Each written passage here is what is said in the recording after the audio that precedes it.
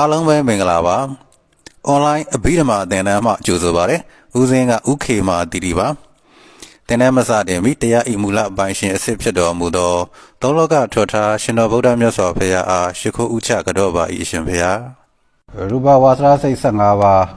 အရူပဝါစရာစိတ်12ပါးပြီးခဲ့ပါပြီအဲ့တော့ရူပဝါစရာစိတ်15ပါးနဲ့အရူပဝါစရာစိတ်12ပါးပေါင်းလိုက်ပြီမဟာဂုတ်စိတ်28ပါးလို့ခေါ်ပါတယ်ဒီဇာတ်လေးကိုအလို့ရအောင်လုပ်ထားပါ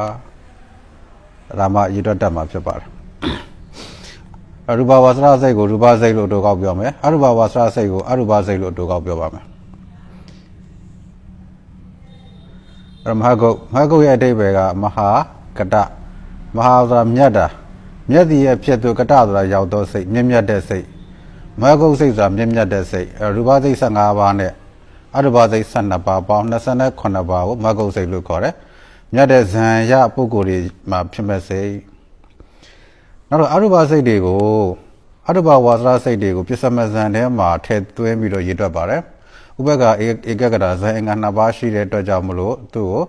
ဒါရူပဝါစရပစ္စမဇံစိတ်ထဲမှာအလားတူထည့်သွင်းပြီးတော့ရည်တွက်ပြောဆိုပါမယ်ဒါဆိုရင်တစ်ပတ်ပြန်ကြည့်ကြရအောင်နောက်ပထမဇံဒုတိယဇံတတိယဇံစတုတ္ထဇံပစ္စမဇံဓမ္မကတော့ဒါအရူပစိတ်နော်အာဂါသနိစာတို့ဝိညာဉ်နိစာတို့အစသည်အဖြစ်ရှိတဲ့စိတ်ကောင်းပြီဒီနေရာမှာဆက်ပြီးတော့ပြောရမှာကပါဠိတော်တွေထဲမှာရည်တွက်တဲ့နည်း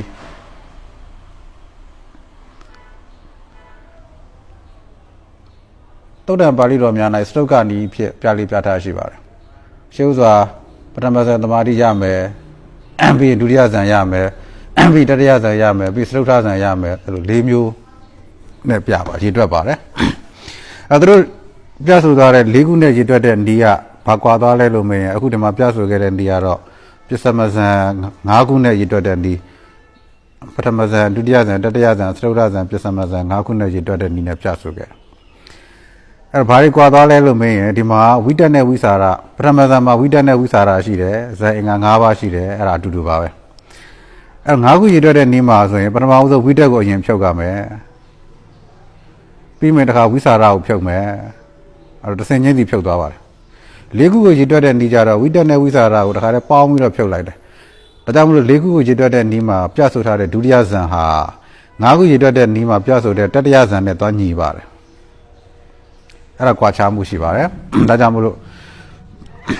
စတုကနည်းနဲ့ပြောမယ်ဆိုရင်တော့သူတို့မှာစတုတ္ထဇန်လို့ပြောနေတာဟာငါးခုရည်တွက်တဲ့နေရာပစ္စမဇန်ကိုရည်ညွှန်းပြီးတော့ပြောခြင်းဖြစ်တယ်။ဒါပါဠိတော်တွေထဲမှာစတုတ္ထဇန်သမာဓိဆိုရင်ဒါငါးခုရည်တွက်တဲ့နည်းနဲ့ဆိုရင်ပစ္စမဇန်ကိုရည်ညွှန်းပြောဆိုတယ်အဲ့လိုမှတ်ထားပေးပါ။ဒါကတော့သုတ်တံပါဠိတော်တွေမှာမြတ်စွာဘုရားရှင်ကိုရောမြတ်ကြီးဟောကြားတဲ့ပုံစံပါ။ရှေးဥစွာပထမဇန်ကိုဟောပါတယ်။ပြီးပထမဇန်ရပြီးနောက်ဒုတိယဇန်ရမယ်တတိယဇန်ရမယ်စတုတ္ထဇန်ကိုဟောမယ်။ပြီးဝိပဿနာဉာဏ်ဟောထားရှိပါတယ်ကြားထဲမှာ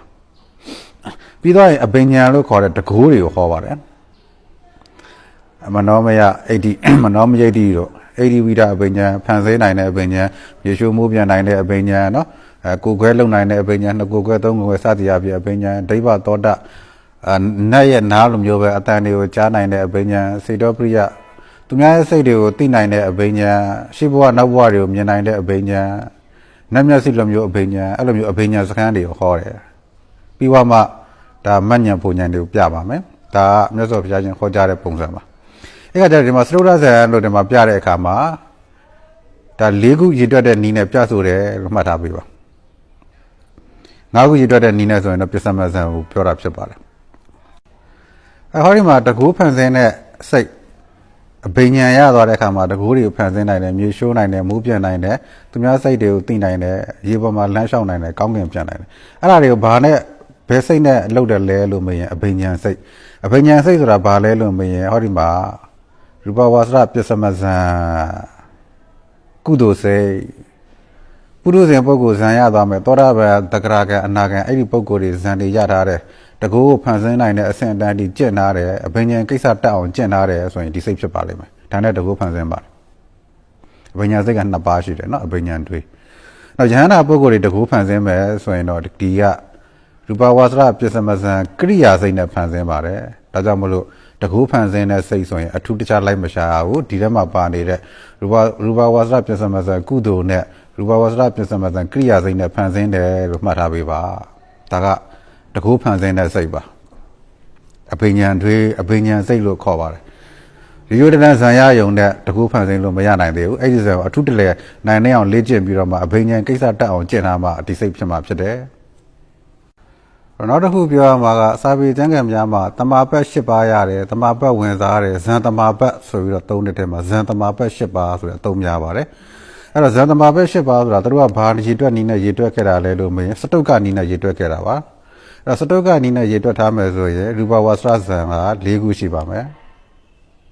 နော်ဒါကို तू ကစတုတ်ကနီးနဲ့ရေတွက်လိုက်တယ်ဒီမှာ၄ခုဒါ၄ခုပဲသူတို့ကရေတွက်တယ်ပြီးရင်ဒီမှာအရူပ၄ခုအဲ့ဒီ၄ခုနဲ့ပေါင်း၈ခုအဲ့ဒါကိုတမာပတ်၈ပါးလို့ခေါ်ပါတယ်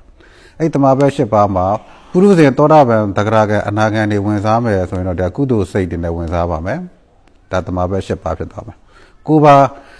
၉ပါးလို့ပြောမယ်ဆိုရင်တော့ဒီမှာဇန်ကိုပထမဇန်ဒုတိယဇန်တတိယဇန်သုတ္တဇန်ပြစ္ဆမဇန်၅ခုရေတွက်တဲ့နည်းနဲ့ရေတွက်လိုက်ရင်တော့၉ပါးဖြစ်သွားပါမယ်နော်၅ခုရေတွက်တဲ့နည်းနဲ့ဆိုဒီမှာ၅ပါးဟောဒီမှာက၄ပါး၉ပါးဖြစ်သွားမယ်အဲ့ပုရုဇဉ်သောတာပန်တက္ကရာကအနာဂံနေဆိုရင်တော့ကုသိုလ်စိတ်နဲ့ဝင်စားမယ်အကယ်ယဟန္တာပုဂ္ဂိုလ်ဖြစ်ခဲ့မယ်ဆိုရင်တော့ဒီကတမပတ်ဒီကကရိယာစိတ်တွေနဲ့ဝင်စားပါမယ်အဲ့ဒါကိုတမပတ်ဝင်စားတယ်တမပတ်၈ပါးရထားတယ်တမပတ်၉ပါးရထားတယ်တို့သုံးပါတယ်များသောအားဖြင့်တော့သုတ်တံပါဠိတော်များမှာ၈ပါးဆိုတဲ့စကားလုံးနဲ့သုံးပါတယ်တမပတ်၈ပါးဝင်စားနိုင်တဲ့ပုဂ္ဂိုလ်ဆိုရင်ဒီဇန်တွေကိုဆိုလိုပါတယ်အားလုံးသောတရားဓမ္မအပေါင်းယောဂီအပေါင်းတို့သည်ကိုယ်စိတ်နှပြအကျမ်းပါချမ်းသာဘေးရန်ကင်းကွာကြပါစေနှလုံးစိတ်ဝမ်းငြိမ်းအေးကြပါစေတရားထုတရားမြတ်လင်းမြန်စွာရရှိကြ၍သူတစ်ပတ်သားတရားထုရအောင်သာသနာပြုနိုင်တဲ့အရိယာသူတော်ကောင်းကြီးများဖြစ်ကြပါစေ